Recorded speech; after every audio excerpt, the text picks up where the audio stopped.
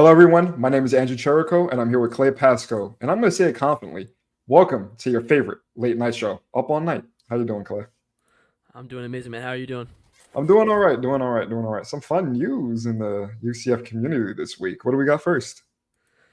Johnny Dawkins has been extended, Andrew. So go ahead and tell me how you feel about that. I like it. I like it. I like it. It's going to be 2 million going through 2027. The lowest contract in the Big 12 for a head coach. And regarding the talent that he's bringing in, the system that he has, and how much respect he has throughout this league, I feel like Terry Mohajer nailed it with the contract. I'm happy that they can get that done. I do think Johnny Dawkins does deserve to be a coach in the Big 12. I feel like he proved it last year with the successful games that he had. And like I've mentioned many times, that team was just a few less turnovers and better decision making in the final minute of the second half from four more wins. So I think it's a great move for the value, the price, everything, all of the above. I think it was 100% the way to go. Absolutely, I agree. I think just with better resources now being in the Big 12, he was able to do more with less last year, and now that we can give him more, I can't wait to see what he's able to do with this roster that we got coming up this year. Absolutely. All right, moving on to the next news of the week. The Big 12 all conference team has been revealed, and some of our Knights ended up making it. So here's that right here. So first team: Malachi Lawrence, Lee Hunter, Kobe Hudson. And I'm surprised Malachi Lawrence made that first team. Awesome, good for him. He's amazing. Deserved. What very much deserved.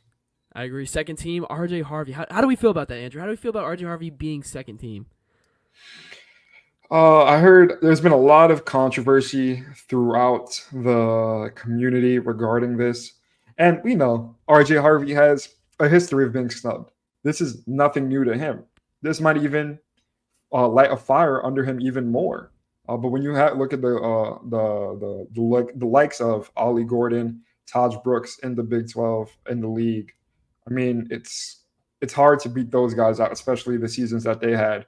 But RJ Harvey still, no doubt, can be the best running back in the league next year. I don't mind being second team. I know if I was selected second team for anything, I wouldn't mind. I'm still up there with the best, just not the elite.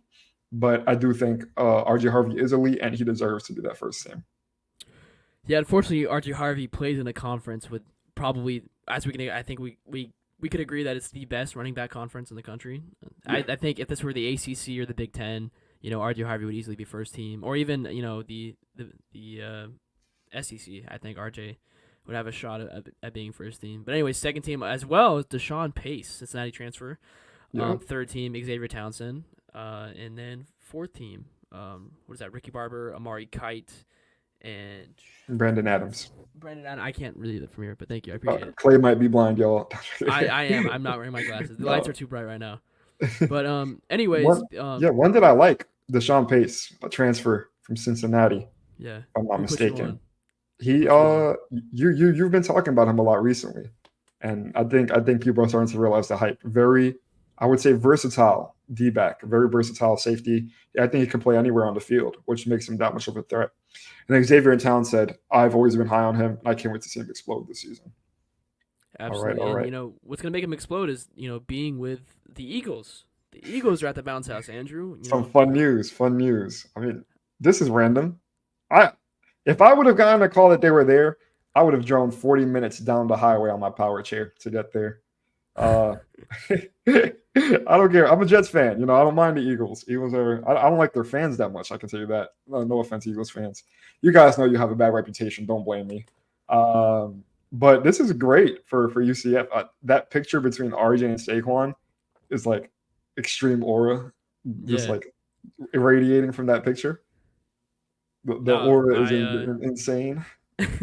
I agree with you though. I'm not a huge fan of Eagles fans either. The Eagles team, whatever.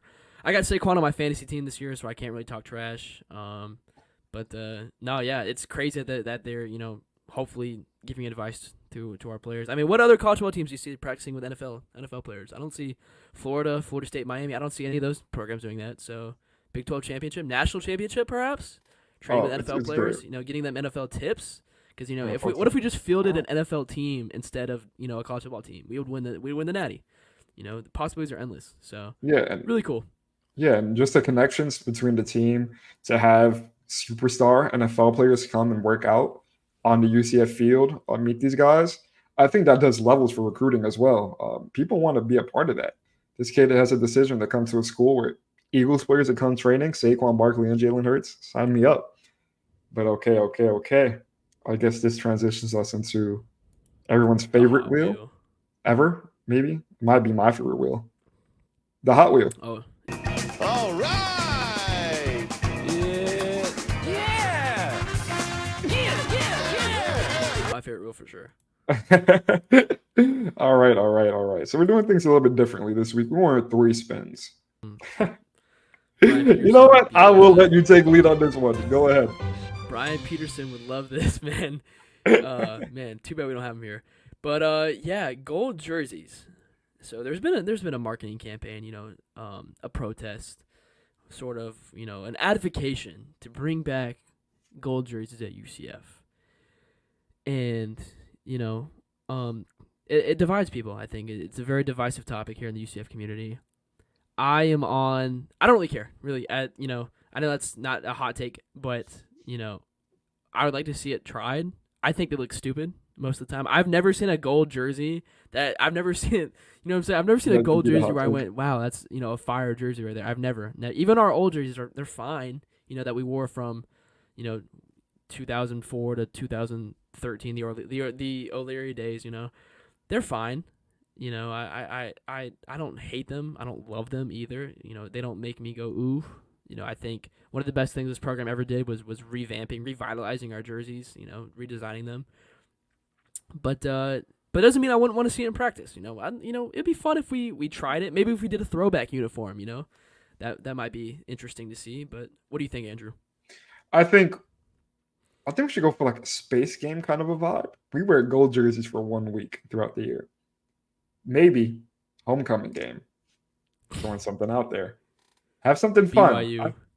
Gold jerseys. This program was built on gold jerseys. Gold jerseys is a part of history. But like people say, not all parts of history should be celebrated. And a lot of people think gold jerseys shouldn't be celebrated.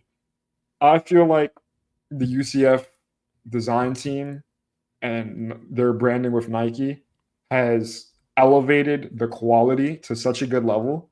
I'm willing to see what they can do. I want to give it a chance. I would be interested. Gold jerseys once a year. Let's give it a chance. Something Brian, that you're watching this. I'm trying. I'm pushing for it a little bit.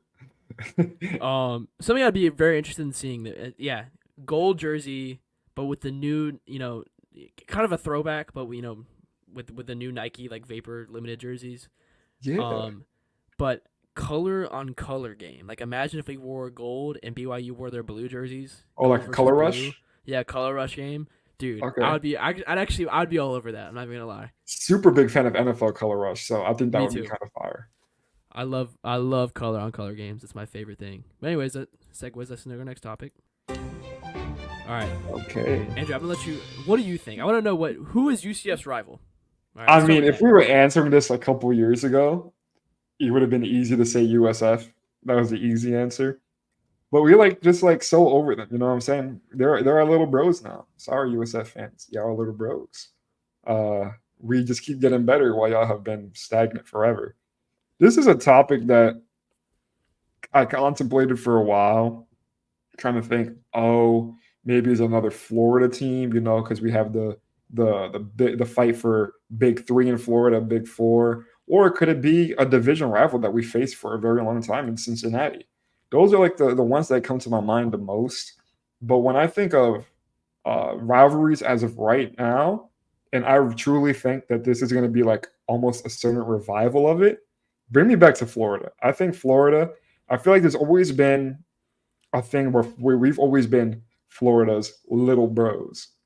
And I don't think we're taking that anymore. Me personally, I'm not. You know what I'm saying? I think we've been in that conversation with them for a long time, even before we joined the Big 12. So now that we're in the Big 12 and we're going to put out a winning team this year, better than Florida's, I think I like that rivalry. And with the series that we have coming up, I think it'll be fun to see that. It's going to be a great time. I wish there was a reality where UConn became a power program, like a really good, like maybe you can join the Big Ten or something, and we just kept the civil conflict going because I think that was a really random but cool rivalry we had. But I agree, USF. To be a rival, you have to actually play them. We don't play USF anymore. They still count as a rival, and even then, when we did play, we beat them every time. Like it wasn't even fun anymore. Like we whooped them like every single year since 2017. Like we beat them 7 times in a row, 6 times in a row. Like it's not even fun anymore. You know what they say? It's not a rivalry if you're always getting beat.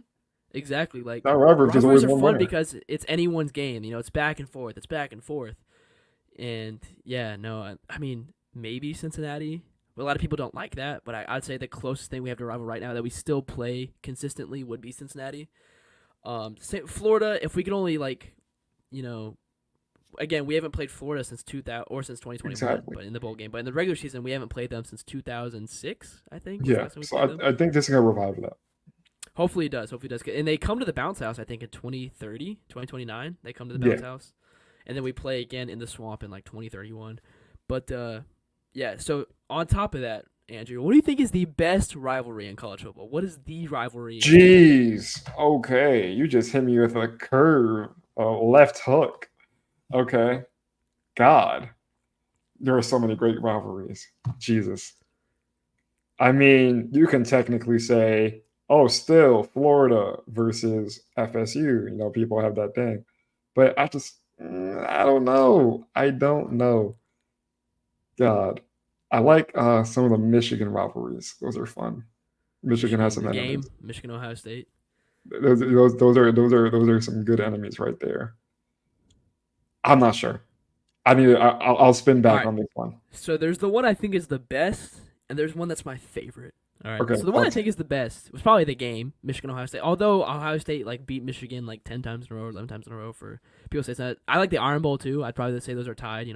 Alabama, Auburn, Michigan, Ohio State. But my favorite is Andrew, the Sunshine State Showdown, Florida State. Yep. I love that rivalry. I love the animosity. It's kind of taken a backseat in recent years, but my dad, a Florida State alumni, he always had that game circled on his calendar. When do we play Florida? It was a terrible day in the household when Florida won. It was a great day in the household when Florida State was able to pull the game away. But yeah, no, I just really, really like it. Same with Florida State, Miami. I like that rivalry a lot too. But a lot of great rivalry. I also like the Egg Bowl. Mississippi State, Ole Miss. I think that's a good one. But yeah, so many good rivalries. I wish the War in I-4 was still a thing. I would have said that. The War in I-4 was awesome. But. Yeah. Correct me if I'm wrong. Was it the Alabama versus Auburn game where the guy was short on the field goal and he brought it to the crib? Yeah, the kick six. That is Chris honestly Davis. one of the first college football games I've ever watched. Yeah. And that was amazing. I love that game so much. Auburn's gonna win the football game. That's such a good game, dude. One of the best. One of the greatest plays and calls of all time. And as a journalist, somebody who respects player broadcasting and calls on that level is something magical to see. So yeah. Yeah. I would say I agree. I agree with you. I also really like the Michigan Ohio State. I feel like it's classic. I feel like those two are on the higher level, and Florida and FSU are butting heads. They're like the twin brothers. And then UCF is just the little brother, not calling us the little bros, that's been growing up very fast. It's going to be the man of the household soon. I'm getting that kind of vibe. Anyway, so let's go to the next topic. This is such a fun topic. Antonio Brown. All right. So fun story. I was at the game where Antonio Brown attended the UCF basketball game, and it was halftime. And when he entered it was I would say 8 minutes left in the first half when he entered the building and got into a seat and stuff, and all the fans started going crazy, and it was just insane vibes all around to begin with. And no, actually, he was at 2 games. First game he was in the crowd. Second game he was courtside. That's how the whole CTESPN UCF thing started. I was at the second game where he was courtside. And halftime, they brought out these very nice ladies to dance and do a show for the crowd. And I kid you not, no one paid attention to that. and the whole crowd was just chanting at AB, which made me feel like, damn, like they probably rehearsed so hard for this and worked so hard for this. And it's just guys holding up CTSPN signs and AB jumping in the crowd literally with the storm chasers from was it the storm chasers from Barstool? Is that how you say it? Yeah. Yeah. So I thought that was hilarious. It's fun. If people want to come to UCF, you need to give them a reason to come, man. I think having high-profile celebrities, even one of a controversial background of Antonio Brown, is a great time. I met him, took a picture. He was a great guy with me. Much respect to AB. He done actually a lot for the UCF community, and the amount of popularity coming to UCF basketball as of recent has been insane. Yeah. I mean, his tweets are wild. His tweets are crazy. They make me laugh, though, even though they're just nuts. But I agree, yeah. Antonio Brown, he brings a crowd, and he brings numbers. He brings kind of that level of fame to these UCF games where, make headlines and kind of elevates UCF as a program when we can kind of get that, whether it's good publicity or not, publicity. That Antonio Brown is attending these games. But yeah, no, I like that he attends. Did his son commit to us? If he didn't, I'm not 100% sure. It passed my mind, but he definitely, if he didn't commit yet, he's in the watch list for it. Yeah. Okay. Well, I'm a Bucks fan too, and he won us a Super Bowl, or won a Super Bowl with us. I can't be too mad at him. So yeah. I remember we retired against the Jets mid game. Yeah, I unfortunately I do. Peace signs. My Jets made him retire. Hashtag never forget. That was a good game. Tom Brady made a comeback against Zach Wilson, actually one of the better games in his career. Yeah. All right. So I'll transition us into this one. We were supposed to have a guest on for trivia nights, favorite trivia night section in the UCF community. Unfortunately, things came up. They had to cancel. But that isn't going to stop us from asking some questions. So I guess we're changing up the format a little bit. Welcome to Guess Who. Me and Clay are going to try have come up with players in our head. And we're just going to try to take a couple shots at guessing. We have 5 guesses each. Clay is currently up on me right now. He took 3 guesses. I took 4 guesses to get it last time. Let's see if I can narrow the gap. All right, Clay. You want to ask the first question? No, I want you to ask the first question. All right. All right. Is it an offensive player? Yes. Okay. I'm going off the UCF website too, just in case. You asked the question. Oh, do I go again? Yeah, you do. All right. Is it a skill player? Yes.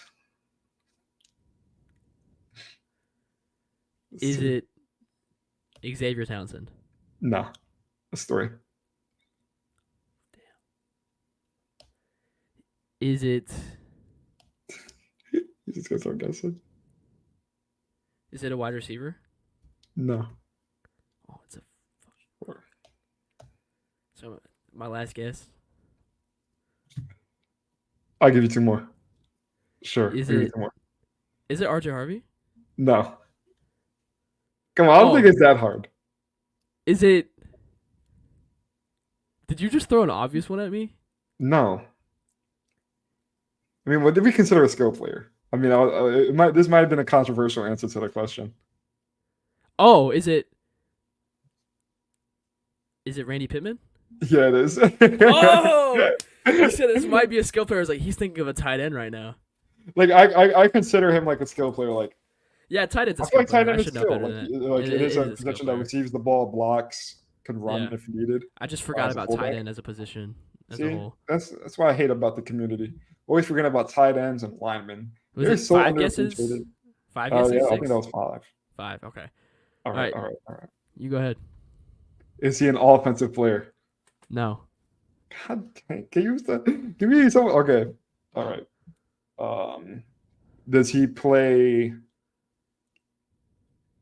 linebacker? No. It's 2 guesses. Does he play defensive back? No. Okay. I lost. Okay. I'm looking at the roster right now. Don't mind me. Okay. And as in defensive back, by the way, I meant like safety and cornerback. Yeah, I know. Okay. Not a safety or a corner. So he's a defensive lineman. You mean is that a question? Can't your answer. Is that a question? Yeah. Oh, then yeah. Okay, You go. that's 4. You get one more guess. Jeez. You know what I'm going for? I'm telling you this is going to be right. Give me John Walker. That's correct. It's John Walker. Oh! Let's go. I just had a feeling it was going to be. I don't know why. I had a feeling it was going to be him. So was that 4 guesses or 5 guesses on my end? That's 5 on yours. So we both God got 5. damn it. So you're still up on me. I am. By just 1, right? Yeah, plays better than me. Hashtag skill issue on my end. If I just It's all realized right, it was though. a tight end. It's all right. I mean, yours was. I feel like ours was similar, challenging. It wasn't too easy. All right, you know what? That's fine. That's fine. So that does it for Guess Who. Hopefully you joined in on us and may have gotten our answers. My questions sucked because I was asking way too specifically. But if that wasn't a nightmare, this is.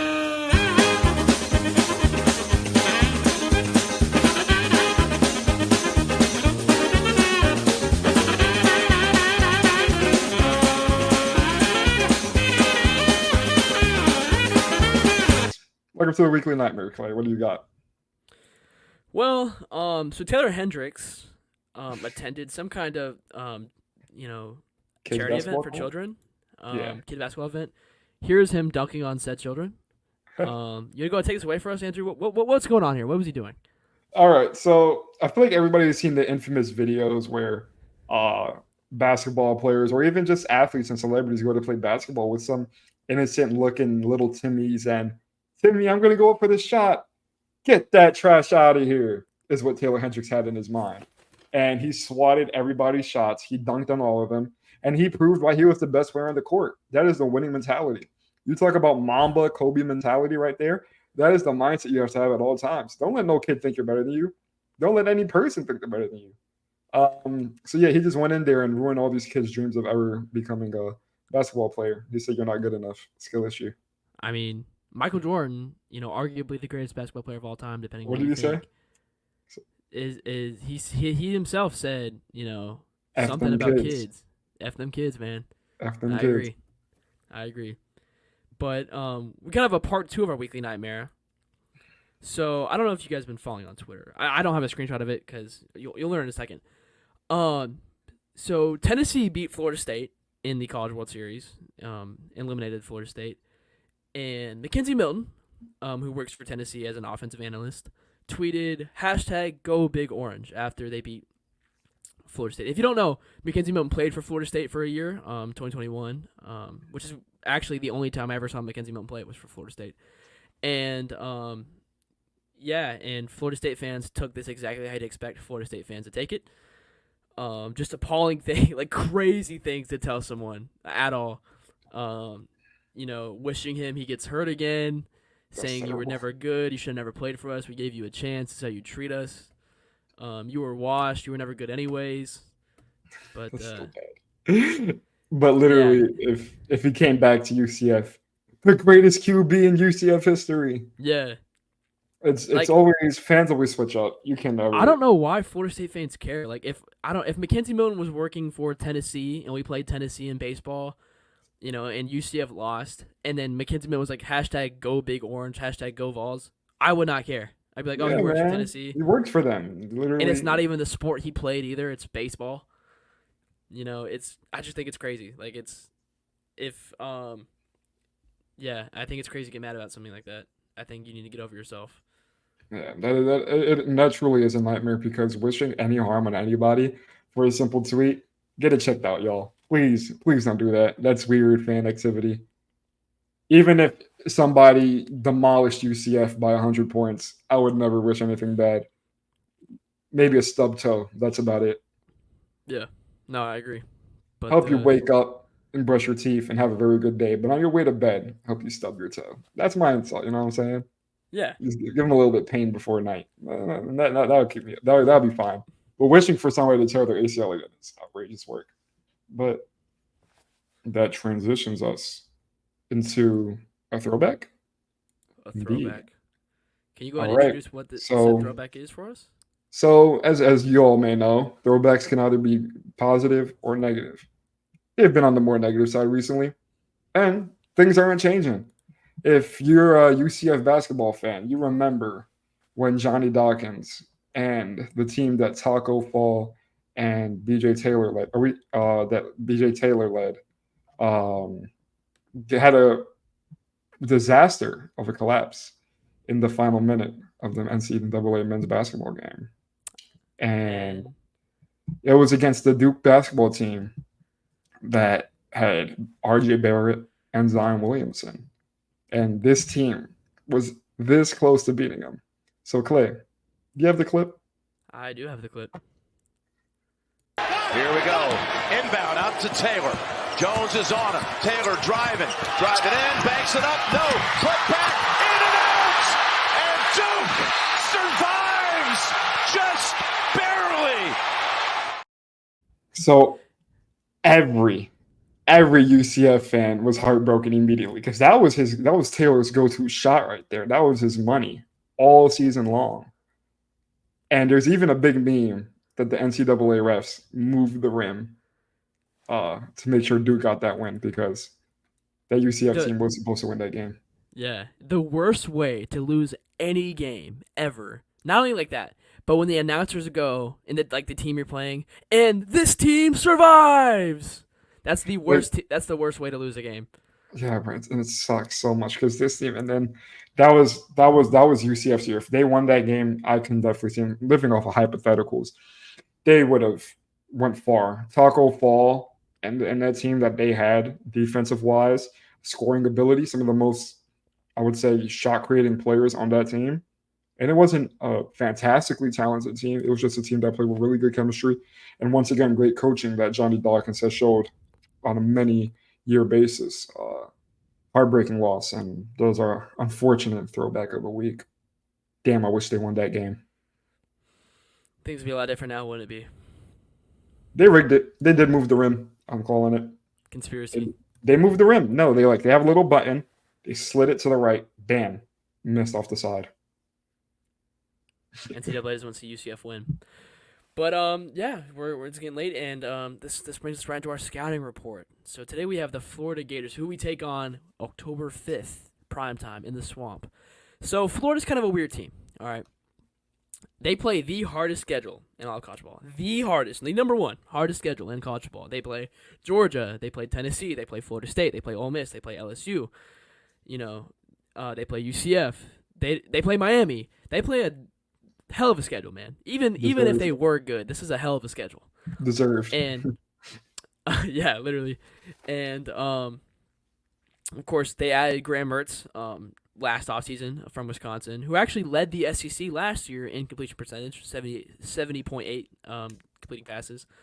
They finished with the final record of 5-7, losing the last. I think they lost the last 4 games of their schedule. They started out pretty well. They started like 4-1 or 5-1, and could proceed to lose the rest. And yeah, that's they added Elijah Badger from Arizona State. He's supposed to be expected to be a game changer. I think Vegas has them at over/under at 5.5 wins. Before they play UCF, they have to take on Miami to begin the season, Samford, Mississippi State, Texas A&M, all before they could very well be 4-0 or 3-1 or 2-2 or 0-4. Who knows? But let's just say Billy Napier is going to be probably fighting for his job when he's playing us. That's going to be a game where if it comes out, not the way he wants it to, he could be relieved of the Florida Gators head coach. What do you think, Andrew? This season, definitely his job is on the line. No doubt about that. I just don't know if they would fire him mid-season, and I don't know if they would fire him after our game. If Florida did lose to us, which is my prediction, I think they would. I would say he's on the biggest hot seat there can be. I mean, starting off the season, he's on the hot seat, but that hot seat's going to be really hot if he loses this UCF game. He would need to go on a winning streak. It'll be, if they did fire him after the game, it would be a reaction of emotion rather than a reaction of observation. I'm really not that big of a fan of a coach being released mid-season unless there is a big allegation going on or they're that terrible. I don't expect that Florida team to be that bad. I can easily see them being three. What was it? It was the 3-1. I think I could see them being 3-1 going into that game. I can see that easily. I do think that it'll be a very tough game, and it could be a game that UCF does get blown out realistically. The Swamp is a very intimidating place to play, and it is still Florida at the end of the day. They're recruiting talent that they bring in every year. They can make a squad. They've pulled off many wins, and don't expect it to change. Yeah. I can see it, bro. It'll be a very tight game. I think, honestly, it'll be better than the Colorado game, for sure. You're gonna have. I think there's gonna be more crowd energy, just because of that Florida rivalry, rather than just Deion Sanders coming into Florida play UCF. No, this is something that's been brewing for a long time, and I think UCF fans want something to prove. We're not the little bros no more. No, I totally agree. Swamp, it's a difficult place to play. Some would say even the toughest in college football. I kind of disagree with that. But I'm actually looking at Florida's schedule right now. All right. In the second half of the season, Andrew, they take on Georgia, then they play at Texas, then they take on LSU at home, and then Ole Miss at home, and then at Florida State. That's their final 5-game stretch. And if you remember, they went on a 5-game losing streak to end the season last year. Correct. And that could be another possibility again. I don't see them winning any of these games. Maybe LSU, they can fork that one out if LSU's not as good of a team as they were last year, without Jane Daniels. But other than that, if they're going to scratch out any win, it'll have to be against us. Yeah. I'm not saying that we're not a talented team, but these teams are really good. And yeah, I guarantee you, all Florida fans see this game as an easy win on their schedule. Like we're still group of 5 Absolutely UCF to not. them. We're still group of 5 UCF to them. We're still little bros. It's gonna be an easy win. Just imagine if we go in primetime and beat them. Like I don't know if Billy Napier keeps his job. I don't know. I think Florida fans might burn down Gainesville if that happens. What did Antonio Brown say? Movie theaters. There will be a lot of popcorn being spread around because there will be movie theaters. But yeah, I think it wraps up Florida. And what's scaring me about Florida too is that a lot of these media. So what's your grade? What's your grade for Florida? Oh, what's my grade? Yeah, curious for their UCF competition. In terms of UCF competition? Yeah, I had Colorado at a B+ last week, I believe. Oh, I think I put Colorado at a solid B. So I'll put Florida at a B+. Winnable game, but if we go in complacent, if we go in thinking that we're gonna win this game, that might be our Achilles heel. Okay. Go in ready to fight is what I'm saying. Give me a weak A-. I think this deserves to be the first A on UCF schedule. I think that team is going to be not only because of their talent, but because they're playing us and they don't want to lose their status of being the best team in Florida. I guess Florida State is the best team, but they still think they're the best team. I think they're fighting for the reputation going into that game. So I think they're going to have a little bit of juice and then give us an A- challenge. Yeah, no, I agree. And if we win this game, I guarantee it'll be by 6 points or less. I don't think it's going to be a blowout at all. It's going to come down to the wire, I'm afraid. It would be talked about for weeks if we beat them. And we're not losing no argument with any Florida fan if that happens. The Big Three, baby. UCF is part of the Big Three. What does RBJ say? There's going to be a lot of lies told if we win this game. Oh, for sure. But yeah, I think that wraps everything up. Are you feeling tired, Andrew? I mean, I got a new setup going. Lights off behind me. I guess I'm starting to feel a little tired. Spend a lot of energy on this show. What's the line, Clay? I think we've officially been up all night. All right. Thank you, tongue twister. I'm really tired. Thank you, everybody, for tuning in. We'll catch you next week, Sunday at 9.